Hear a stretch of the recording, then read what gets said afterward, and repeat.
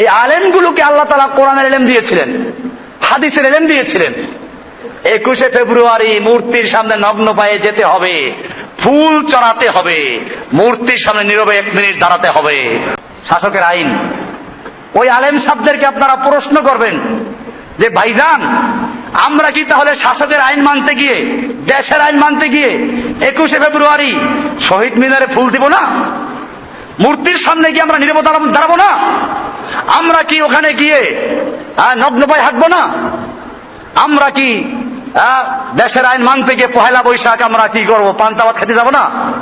আমরা কি দেশের আইন মানতে গিয়ে নেতা নেত্রীদের সাথে একসাথে বসবো না? জিজ্ঞেস করে এদেরকে। আমরা কি দেশের আইন মানতে গিয়ে চোরের হাত কাটার বিধানটা কোরআন থেকে তুলে দিব না? আমরা কি দেশের আইন মানতে গিয়ে সুদ আল্লাহ হারাম করেছেন এই ফতোয়া কি বাতিল করে দিব না?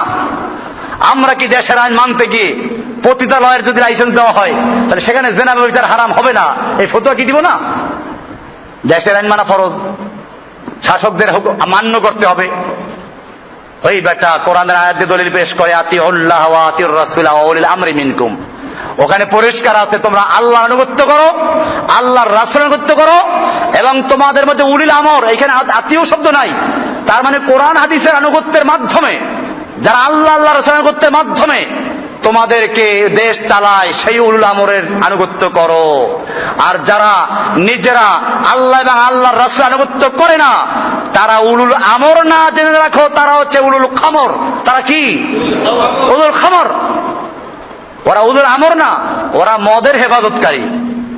এবারে দিন কায়েম করবো কেমনে, বিজয় করবো কেমনে? দিন কায়েমের জন্য আল্লাহর আমাদের দেশে কেউ মনে করলো দিন কায়েমের জন্য গণতান্ত্রিক পদ্ধতি ছাড়া কোনো উপায় নেই, এজন্য তারা ভোট এবং জোট করে বাতিলের সঙ্গে মিশে ইসলাম কায়েমের জন্য স্বপ্ন দেখছেন। আমার ভাইয়েরা, আল্লাহ নবী সাল্লাল্লাহু আলাইহি ওয়াসাল্লাম এই স্বপ্ন দেখেন নাই। নবীকে যখন প্রস্তাব করা হয়েছিল আসো আমরা মিলেমিশে কাজ করি, তোমাকে ক্ষমতা দেই, নবী ক্ষমতা নিয়েছিলেন? নিতে পারতেন। ক্ষমতা নিয়ে বলতেন আমি ক্ষমতা নিয়ে তারপরে কাজ করব। আজকে মনে রাখতে হবে গণতন্ত্র একটা স্বতন্ত্র ধর্ম। আল ডেমোক্রাতিয়াতু দ্বীনুন, ডেমোক্রেসি একটা স্বতন্ত্র ধর্ম। ইসলাম যেমন একটা দিন, একটা জীবন বিধান, গণতন্ত্র একটা স্বতন্ত্র জীবন বিধান। গণতন্ত্রের ইসলামের যেমন লা ইলাহা ইল্লাল্লাহ কালেমা, আল্লাহ ছাড়া কোনো ক্ষমতার মালিক নেই। গণতন্ত্রের কালেমার মালিক হচ্ছে জনগণ, ছাড়া কোনো ক্ষমতার মালিক নেই। ইসলাম যেমন বলে এই আইন কানুন আসবে আল্লাহর পক্ষ থেকে জনগণের কল্যাণে নবীদের মাধ্যমে। গণতন্ত্র বলে of the people, by the people, for the people. Islam বলে of the Allah, by the wahi, for the people. এরকম ভাবে গণতন্ত্রে বলে বহু দল তৈরি করো, একটা সরকারি দল, একটা বিরোধী দল, অনেকগুলো দল তৈরি করো। ইসলাম বলে সব একাত্র করো। এজন্য বুঝতে হবে এই গণতন্ত্রের মাধ্যমে দিন কায়েম করার স্বপ্ন দেখা, নবীর তরিকা বাদ দিয়ে দিন কায়েমের স্বপ্ন দেখলে দিন কায়েম হবে জীবনও।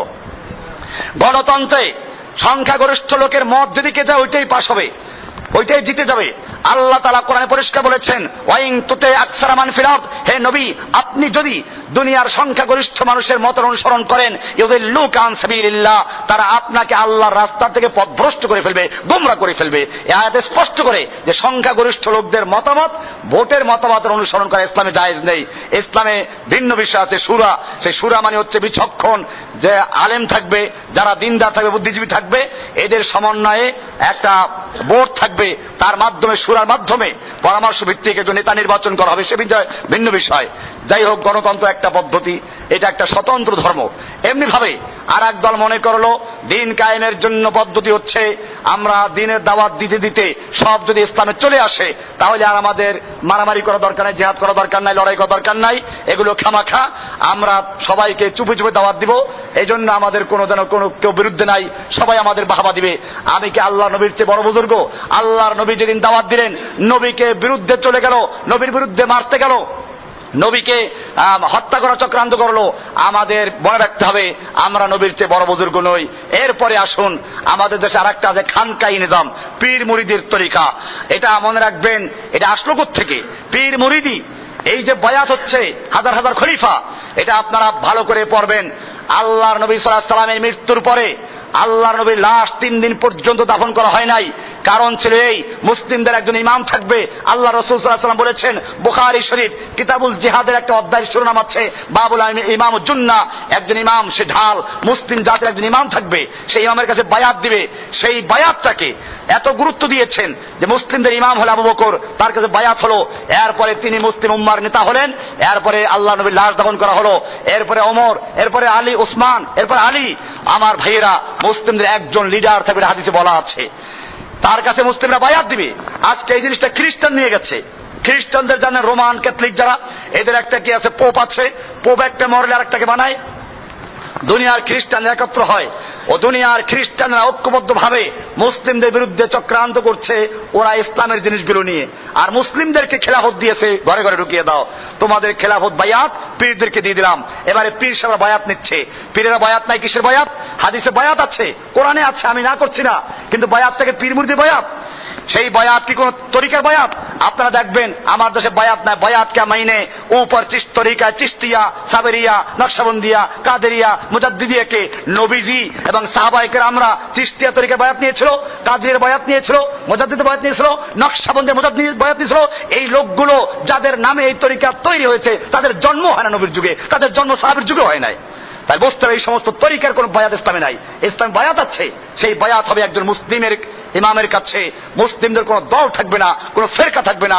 এই জন্য আল্লাহ রাসূল সাল্লাল্লাহু আলাইহি ওয়াসাল্লাম পরিষ্কার করে দিয়েছেন, আমরুকুম বিখামসিন, আমি তোমাদের 5টা কাজের আদেশ করছি। কয়টা কাজের? 5টা কাজের আদেশ করেছি। আল্লাহ আমার অনিবিহিন্না, ওই 5টা কাজের জন্য আমাকে আল্লাহ আদেশ করেছেন। তার বড় আদেশটা কার? আল্লাহ তার আদেশ করেছেন। কি আদেশ করেছেন? বিল জামা। 1 নম্বর হলো বিল জামা, মুসলিমরা সবাই ঐক্যবদ্ধ হবে, কোন দল থাকবে না, কোন ফেরকা থাকবে না, কোন তরিকা থাকবে না। একটা তরিকা রাসূলের তরিকা, একটা দল ইসলাম। সেই ইসলামের একজন আমির থাকবে। কি থাকবে? জামা থাকবে। এই জামার একজন আমির থাকবে, সে আমিরের উপরে বায়া দিবে, বিসমি আত্মা, তার কথা শুনবে আর মানবে। 3টে হয়ে গেল। এরপরে আছে অবিল হিজরত ওয়াল জিহাদ, এরপরে হিজরত করতে হবে, দ্বীন কায়েমের জন্য জিহাদ করতে হবে। এগুলো আল্লাহর নবীর দেওয়া, আল্লাহ তাআলার আদেশ। এই রুটে ইসলাম কায়েম হবে। আমি আপনাদেরকে বলতে চাই, আজকে যদি এই হাদিস অনুযায়ী বাংলাদেশের সমস্ত দল ভেঙে দিয়ে একজন মুসলিমকে আমির বানানো হলো, হোক সে আজকের এই মসজিদের ইমাম সাহেব, হোক বাইতুল মুকাররম ইমাম, একজন ইমাম বানানো হলো, সেই ইমামের কাছে এই দেশে প্রায় 3 লক্ষ মসজিদ আছে, এই মাদ্রাসা আছে হাজার হাজার, এরকম মুসলিম আছে, মুয়াজ্জিন আছে, ইমাম আছে। সবাই মিলে তাকে বায়াত দিল যে আমরা কোরআনের বিধান ছাড়া অন্য কোন বিধান মানব না, আল্লাহর সার্বভৌমত্ব ছাড়া আর কোন সার্বভৌমত্ব মানব না। তাহলে এই দেশে ইসলাম ছাড়া আর কিছু চলতে পারে? আল্লাহর নবীর সেই তরিকা বাদ দিয়ে আমরা গেলাম খ্রিস্টানদের তরিকায়, ইহুদিদের তরিকায়, দল তৈরি করলাম, বিভক্ত হলাম। এখন ইসলামের দল কতগুলো? ঐক্য জোট বাংলাদেশে, এটা হাস্যকর বিষয়। বাংলাদেশে ইসলামে ঐক্য জোট করা জানেন আপনারা? ঐক্য জোট 4টা। আমিন হিসাবে একটা আমির দেখবেন ঐক্য জোটের নেতা, আবার মেজবাউর রহমান চৌধুরী আছে ঐক্য জোটের নেতা, আবার দেখবেন আরো নাম বলতেছে, আর অনেক ঐক্য জোটের নেতা আছে। ঐক্য জোট কাকে বলে? এর নাম ঐক্য জোট। এই জন্য আমাদের মনে রাখতে হবে, আল্লাহ সুবহানাহু ওয়া তাআলা যে আদেশ দিয়েছেন, আমাদের সেই আদেশ অনুযায়ী চলতে হবে। মনে রাখবেন, আল্লাহ রাসূল বলে গেছেন অনেক দল হবে, ফেরকা হবে কিয়ামতের আগে। সেই ফেরকার মধ্যে একটা দল কিয়ামত পর্যন্ত হকের উপরে থাকবে। আমাদের কাজ হবে সেই হকের দল তালাশ করা এবং সে অনুযায়ী কাজ করা। আমি আপনাদেরকে ওসিয়ত করব যে আজকের যে প্রথম লেকচার হলো তাওহীদ, আপনারাও সেই তাওহীদকে ভালো করে বুঝবেন। আশহাদু আল্লা ইলাহা। আজকে যদি আল্লাহ তাআলা মুমিনদেরকে, আমাদেরকে আল্লাহ তাআলা মনে করুন খেলাফতের দায়িত্ব দিল বাংলাদেশে, আমরা কি করব?